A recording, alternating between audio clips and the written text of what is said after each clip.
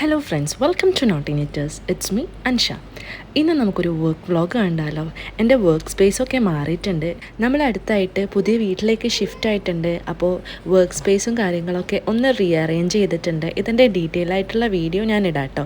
അപ്പോൾ ഇന്ന് എനിക്ക് കുറച്ച് കാര്യങ്ങൾ ചെയ്ത് തീർക്കാനുണ്ട്. അത് വീഡിയോ എടുത്തിട്ട് നിങ്ങൾക്ക് കൂടി കാണിച്ചു തരാമെന്ന് വിചാരിച്ചു. ആദ്യം തന്നെ കുറച്ച് കസ്റ്റമൈസ്ഡ് വാളറ്റിൻ്റെ ഓർഡേഴ്സ് ഉണ്ടായിരുന്നു. കുറച്ച് റീസെല്ലിങ്ങും പിന്നെ എൻ്റെ കസ്റ്റമേഴ്സിൻ്റെ ഓർഡർ ആയിരുന്നു. അതെല്ലാം ചെയ്ത് വെച്ചിട്ട് ഇതുപോലെ പാക്ക് ചെയ്തെടുത്തിട്ടുണ്ട്. ഇനി നമുക്ക് വർക്കിലേക്ക് സ്റ്റാർട്ട് ചെയ്യാം. അപ്പോൾ ഞാൻ എപ്പോഴും പറയാറുള്ളത് പോലെ ഓരോ ഓർഡേഴ്സും ഞാൻ ഇതുപോലെ എഴുതി വെക്കാറുണ്ട്. അപ്പോൾ നമുക്ക് കറക്റ്റായിട്ട് എന്തൊക്കെയാണ് ഈ ഒരു ഡേ ഷിപ്പ് ചെയ്യേണ്ടതെന്ന് നമുക്ക് അറിയാൻ പറ്റും. അപ്പോൾ ഇന്ന് നമുക്ക് സെൻഡ് ചെയ്യാനുള്ളത്, ഇന്നല്ല നാളത്തേക്കാണ് സെൻഡ് ചെയ്യാനുള്ളത്. അപ്പോൾ അതൊക്കെ നമുക്ക് റെഡിയാക്കി വെക്കാം. ഒരു ഫോട്ടോ ഫ്രെയിമിൻ്റെ ഓർഡർ ഉണ്ടായിരുന്നു. അപ്പോൾ ഫോട്ടോ ഫ്രെയിം ഞാൻ സെറ്റ് ചെയ്തെടുക്കുകയാണ്.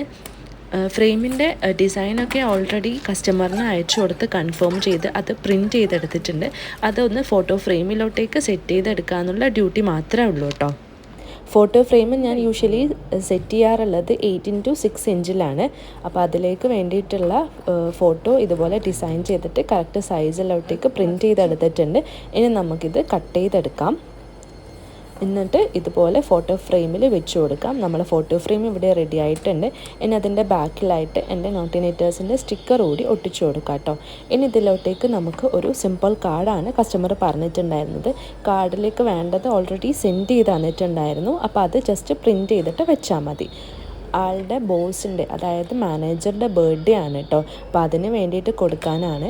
അപ്പോൾ ഓൾറെഡി മാനേജറിൻ്റെ ഫോട്ടോസൊക്കെ സെൻഡ് ചെയ്ത് തന്നിട്ടുണ്ട്. അതുപോലെ ഫോട്ടോ ഫ്രെയിമിൽ വേണ്ട കോട്ട് കൂടി സെൻഡ് ചെയ്ത് തന്നിട്ടുണ്ട്. അപ്പോൾ അതെല്ലാം ഞാൻ സെറ്റ് ചെയ്തു. ഇതാണ് കേട്ടോ ബർത്ത്ഡേ വിഷ് വരുന്ന ഒരു കാർഡ് പറയുന്നത്. അത് അതുപോലെ തന്നെ പ്രിൻറ്റ് ചെയ്ത് വെച്ചിട്ടുണ്ട്. അത് നമുക്ക് ഒരു ഡബിൾ ലെയറായിട്ട് ഒരു കാർഡ് സ്റ്റോക്കിൻ്റെ മുകളിലൂടി സെറ്റ് ചെയ്തിട്ട് ഇതുപോലെ വെച്ച് കൊടുക്കാം.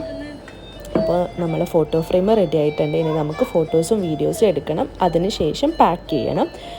ഫോട്ടോസും വീഡിയോസും എടുക്കാൻ വേണ്ടിയിട്ട് ഞാൻ ബാക്ക്ഗ്രൗണ്ട് സെറ്റ് ചെയ്യാണ്.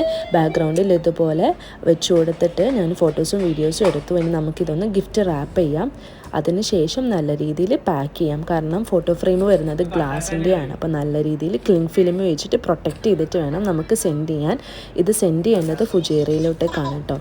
അപ്പോൾ ക്ലിങ് ഫിലിം വെച്ച് നല്ല രീതിയിൽ പ്രൊട്ടക്റ്റ് ചെയ്യാണ്. എൻ്റെ കയ്യിൽ ബബിൾ റാപ്പ് തീർന്നു പോയി. അതാണ് കേട്ടോ ഞാൻ ഇതുപോലെ ക്ലിങ് ഫിലിം വെച്ചിട്ട് നല്ല രീതിയിൽ റാപ്പ് ചെയ്തെടുക്കുന്നത്. അപ്പോൾ അത് കഴിഞ്ഞിട്ടുണ്ട്. ഇനി നമുക്കിത് കൊറിയർ ബാഗിലോട്ട് ഇട്ടിട്ട് സെൻഡ് ചെയ്യാം. നാളെയാണ് സെൻഡ് ചെയ്യുന്നത്. അപ്പോൾ നാളെ തന്നെ കിട്ടും. കൊറിയർ ബാഗിൽ ഇട്ട് കൊടുത്തിട്ട് അഡ്രസ്സൊക്കെ എഴുതി കൊടുത്ത് നമുക്കിത് സെൻഡ് ചെയ്യാനിടാം. ഇനി നമുക്ക് നെക്സ്റ്റ് കുറച്ച് പാക്കേജസ് വന്നിട്ടുണ്ട്. അപ്പോൾ അതൊക്കെ അൺബോക്സ് ചെയ്യാം. അപ്പോൾ ഇതൊക്കെയാണ് വന്നിട്ടുള്ള പാക്കേജസ്. ഇതൊന്നും എനിക്കല്ല, ഇതെല്ലാം കസ്റ്റമറിൻ്റെ ഓർഡേഴ്സ് അനുസരിച്ചിട്ട് ഞാൻ വാങ്ങിച്ചു വയ്ക്കുന്നതാണ്. അപ്പോൾ അതെല്ലാം ഒന്ന് അൺബോക്സ് ചെയ്തിട്ട് സെറ്റ് ചെയ്ത് വെക്കാം. ഷർട്ടാണ് കേട്ടോ ഇത് വരുന്നത്. ഇതിലൊരു ഷർട്ടുണ്ട്. ഇനി ഇതിൽ ഒരു ടീഷർട്ടും പിന്നെ സൺഗ്ലാസ്സും ആണ് ഉള്ളത്. പിന്നെ അടുത്തൊരു പാക്കേജിലും ഷർട്ടും ടീഷർട്ടും ഒക്കെയാണ്. അതെല്ലാം നമുക്ക് അൺബോക്സ് ചെയ്യാം. ഇനി നമുക്ക് നാളെ തന്നെ സെൻഡ് ചെയ്യാനുള്ള ഒരു ഗിഫ്റ്റ് ഹാമ്പർ റെഡിയാക്കാം. ഈ ഒരു ഗിഫ്റ്റ് ബോക്സിലാണ് കേട്ടോ പാക്ക് ചെയ്യേണ്ടത്. ഓൾറെഡി പാക്ക് ചെയ്യേണ്ട ഐറ്റംസ് ഒക്കെ ഞാനിവിടെ സെറ്റ് ചെയ്ത് വെച്ചിട്ടുണ്ട്. ഒരു 4 ഇയറുള്ള കുഞ്ഞു മോൻ്റെ ബർത്ത്ഡേ ആണ്. അപ്പോൾ അതിന് വേണ്ടിയിട്ട് നമുക്ക് ഒരു ടീഷർട്ടും പിന്നെ ഒരു ടോയ് കാറും പിന്നെ കുറച്ച് ലോലിപോപ്പുമാണ്. അപ്പോൾ ലോലിപോപ്പ് ഇതാണ് ഞാൻ വാങ്ങിച്ചിട്ടുള്ളത്. അപ്പോൾ അതങ്ങനെ തന്നെ നമുക്ക് ഇട്ട് കൊടുക്കാം. ഈ ഒരു പാക്കറ്റിൽ കുറേ മിനി ലോലിപോപ്സ് ആണ് കേട്ടോ ഉള്ളത്. അതെല്ലാം നമുക്ക് അതിൻ്റെ അകത്ത് വെച്ച് കൊടുത്തിട്ട് ബാക്കി കാര്യങ്ങളെല്ലാം സെറ്റ് ചെയ്യാം. ഇതാണ് നമ്മളുടെ ബോക്സ്. ആ ബോക്സിലെല്ലാം വെച്ച് കൊടുത്തിട്ടുണ്ട്. ഇനി നമുക്ക് ഫോട്ടോസും വീഡിയോസും എടുക്കാൻ വേണ്ടിയിട്ട് ബാക്ക്ഗ്രൗണ്ട് സെറ്റ് ചെയ്യാണ് കേട്ടോ ഞാൻ ചെയ്യുന്നത്. അപ്പോൾ ഞാൻ ബാക്ക്ഗ്രൗണ്ട് സെറ്റ് ചെയ്തിട്ടുണ്ട്.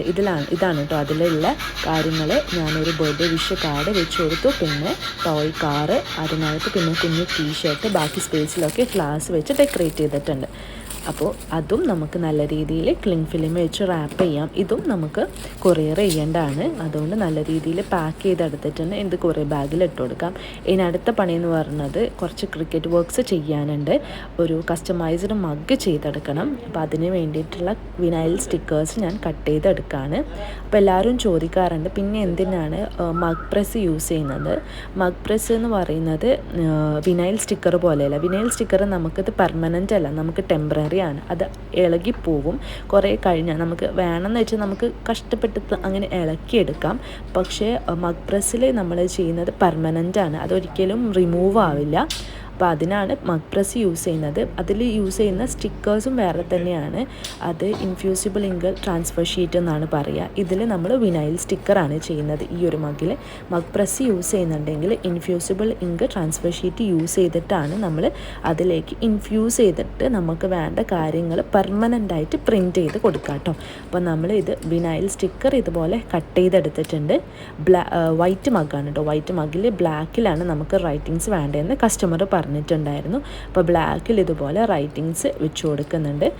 2 സൈഡിലായിട്ടും റൈറ്റിങ്സ് വേണമെന്ന് പറഞ്ഞിട്ടുണ്ടായിരുന്നു. അപ്പം 2 സൈഡിലും ഇതുപോലെ കട്ട് ചെയ്ത റൈറ്റിങ്സ് ഞാൻ ഒട്ടിച്ചു കൊടുക്കുകയാണ്. ഈ ഒരു ഗിഫ്റ്റ് ഹാമ്പർ നാളെ സെൻഡ് ചെയ്യേണ്ടതല്ല, കുറച്ച് ദിവസം കഴിഞ്ഞിട്ട് സെൻഡ് ചെയ്യേണ്ടതാണ്.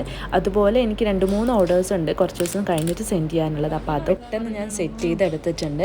ഇതാണ് കേട്ടോ ഫൈനൽ ഹാമ്പേഴ്സ് വരുന്നത്. 2 ഗിഫ്റ്റ് ബാഗിലും പിന്നെ 2 ഗിഫ്റ്റ് ബോക്സിലും.